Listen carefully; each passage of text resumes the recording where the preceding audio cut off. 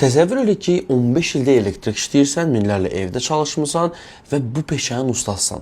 Amma sabah hansısa dövlət qurumuna və yaxud da böyük şirkətə işə düzəlmək istəyəndə sənə bir cümlə deyirlər. Sən bunu bacarırsan, amma bunu sübut edən rəsmi sənədin yoxdur. Ən maraqlısı isə budur ki, Azərbaycanda bunun artıq tam qanuni bir həlli var.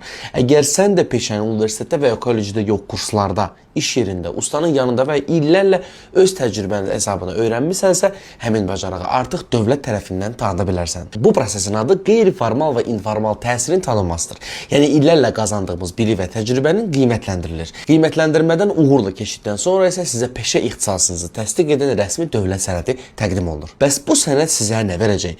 Birincisi, işə qəbul zamanı üstünlük, peşənizin rəsmi şəkildə təsdiqləmə imkanı və bəzi ixtisaslar üzrə hətta ilk peşə təhsil səviyyəsinə bərabər tutulan diplom əldə etmə imkanı. Yəni illərlə qazandığınız təcrübə artıq sadəcə söz olaraq qalmır.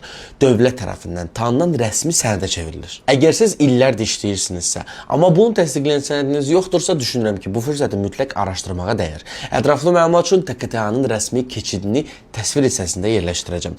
Növbəti videoların birində isə bu prosesin necə həyata keçirildiyini addım-addım sizə izah edəcəm.